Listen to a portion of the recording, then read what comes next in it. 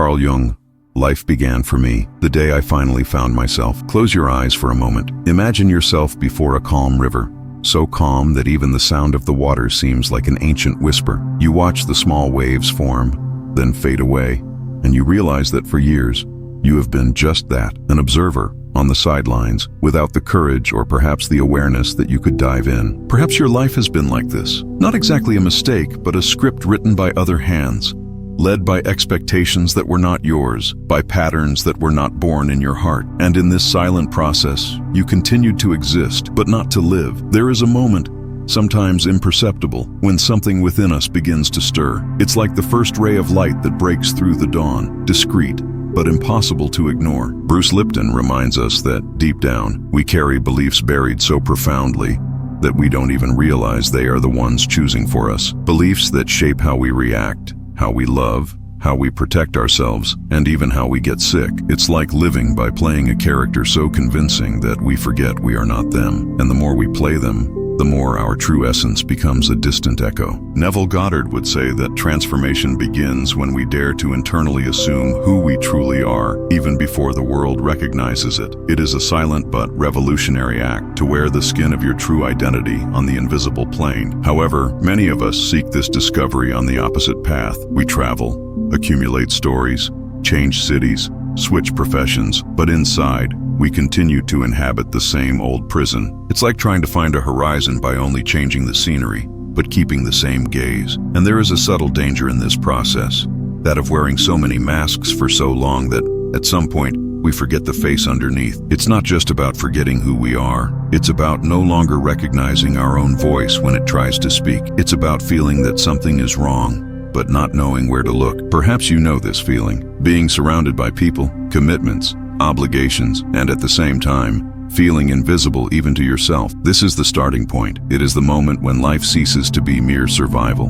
and begins to whisper that it can be expression. It is the silent invitation that comes before the great change, to stop living as a reflection and start living as a source. Today, we will walk together in this intimate territory where science and soul meet, where Jung, Lipton, and Goddard intersect to show us that true life begins when we finally find ourselves on the inside. 1. The internal exile that few perceive. There is a prison that has no bars, no walls, and yet it keeps millions of people trapped for decades. It is silent, invisible, and often comfortable enough that no one questions its existence. This exile is not geographical, it is internal. It begins with small concessions, adapting our dreams to fit the expectations of family, silencing opinions to avoid conflict, following paths that were not born from our desire, but from social convenience. And when we realize it, we are living in a house that is not ours, sleeping in a bed we did not choose, and telling stories that do not belong to us. This disconnection is not just emotional, it is biological. Bruce Lipton explains that the entire body responds to the internal state. When we live in dissonance with our essence, cells, hormones, and entire systems organize themselves to sustain this illusion. It is as if the body is forced to act every day in a play it doesn't believe in, spending vital energy to uphold a character it never asked to exist. And this energy stolen from the authentic self does not disappear without leaving marks.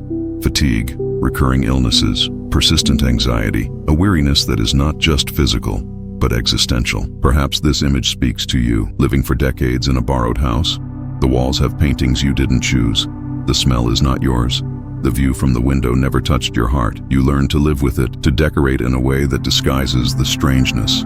But deep down, you know it's not home. This is what it's like to live under imposed identities, a permanent rental of one's own life. There is an emotional weight to this state, but there is also a dangerous silence. The silence of one who never questions, of one who gets used to it. And yet, somewhere, there is a call. It may come in the form of a vague discomfort, a recurring dream, an inexplicable feeling that something is missing, even when everything seems right. This call is the soul knocking on the door and saying, I am still here. And perhaps the question that echoes is, if everything you believe yourself to be was just learned, what is left when those beliefs fall apart? 2. The revelation that demands courage. There are moments in life when it is no longer possible to keep the lights off. Something inside begins to ask for clarity, as if the heart demands to see, even if seeing hurts. Carl Jung called this the confrontation with the shadow, the inevitable encounter with the parts of ourselves that we deny, repress, or hide behind speeches and masks. It is a dive that is frightening because the shadow is not only what we dislike, but also what we do not know exists. It holds old pains, inherited beliefs, fears that are not ours, but which we live as if they were absolute truths. Bruce Lipton reminds us that as long as these beliefs are not observed, they function as automatic orders for the body and for reality. They are silent commands, shaping everything from the simplest decisions to the great directions of life. It is as if, every day, a pre-written script is delivered to our mind upon waking, and we, obediently, follow it without realizing that there is the possibility of tearing up the paper and writing another. This perception, when it arrives, is a shock. We are not as free as we think. Identifying patterns that repeat like an echo is part of this awakening. Perhaps you notice that you always attract the same type of relationship, the same type of loss, the same type of obstacle, and this is not punishment nor bad luck. It is the reflection of an inner identity that has not yet been renewed. The external world responds to what the deep mind sustains. As long as the character remains on stage, the play will always be the same. The moment of this revelation is like opening a window after years in a closed room. The light comes in, but with it comes the suspended dust,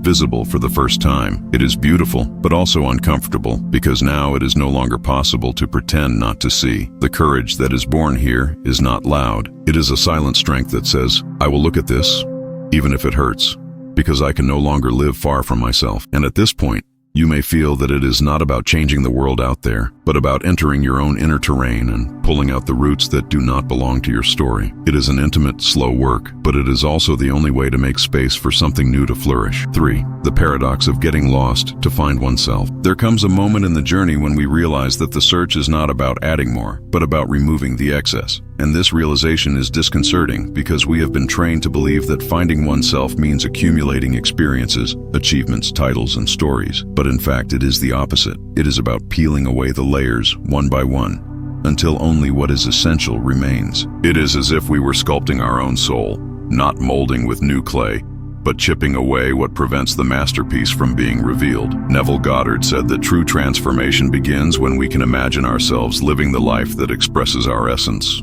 even before any external proof. It is an act of silent faith, which requires closing our eyes to the world we know and opening our inner eyes to a world that does not yet exist, but which is already real within. It is in this space that the paradox manifests. To find oneself, one must be willing to get lost, to lose the old version of oneself, the comfortable certainties, the roles that were once a shelter, but are now just a prison. This loss, however, is not a destructive void. It is a fertile emptiness, like the silence of the earth before the first rain. It is the pause that prepares the ground for the right seed. What seems like absence is, in fact, space being freed up so that something more true can enter. But to get here, it is inevitable to go through the feeling of being without ground, without a map, without a compass. This is the moment when many return to the old script, to the known identity, even if it no longer serves them. Imagine a sculptor before a massive block of stone. He adds nothing. He removes.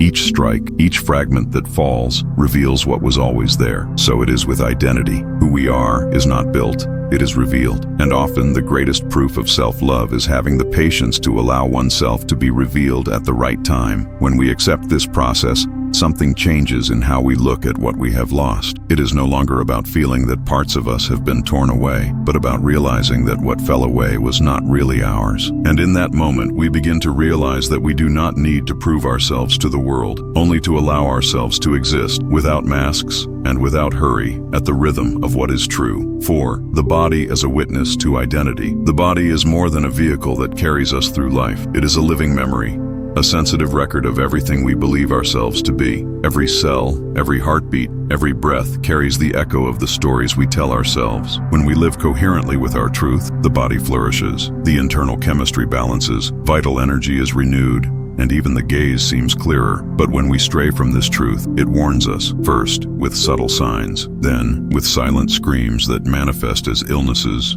tensions, and a weariness that does not pass. Bruce Lipton explains that our emotions and beliefs are like commands that speak directly to our biology. Sincere joy, deep gratitude, and inner peace are not just states of mind.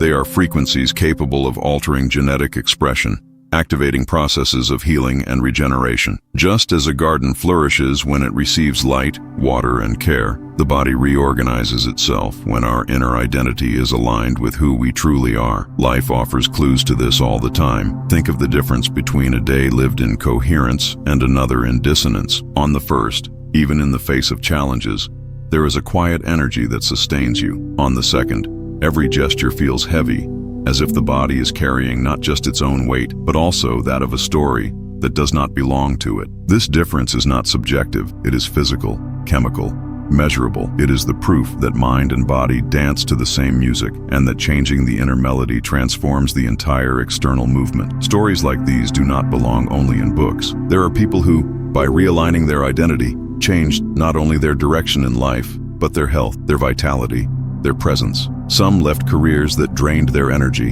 and found work that nourished their soul. Others saw symptoms disappear when they began to live more truthfully to themselves. These are not miracles in the mystical sense. They are natural responses of a system that is finally operating in coherence. Perhaps that is why simple phrases like, "Your body hears everything your soul whispers," carry so much truth, because deep down, the body is a faithful mirror. It does not negotiate, does not lie, does not make concessions. It accurately reflects the frequency we inhabit within. And when that frequency is one of authenticity, there is no stopping the flourishing that follows, the rebirth through integration. There is a point in the journey when it is no longer possible to go back, not because someone forbids us, but because we have already tasted what it's like to live in alignment with who we are. It is as if, after drinking crystal clear water from a spring, the palate no longer accepts the murky water of the river. This point is integration, when consciousness, body, and soul begin to speak the same language.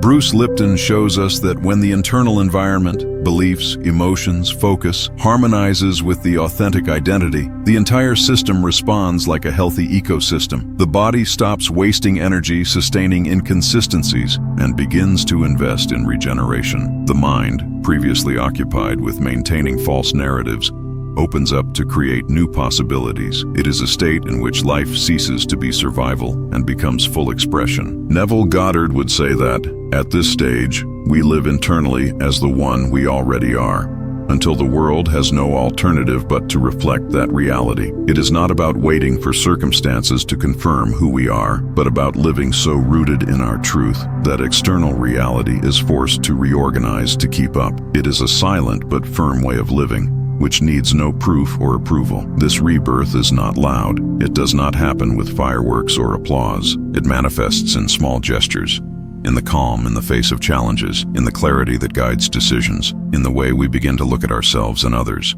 It is the moment we realize we no longer need to fight to be. We just need to be. To stop being the fragmented reflection of external expectations and to assume authorship of one's own narrative is an act of freedom that no external power can take away. It is a return to the source, to the place where everything begins and everything is renewed. Finding oneself is like finding the original spring of a river. From there, everything flows with more clarity, more strength, and more direction. And perhaps the great question that remains in the air is, if today you could drink from this pure water of your own essence, what in your life would begin to flow differently? Perhaps the answer is already there, in the silence between one thought and another, just waiting for the right moment to be heard.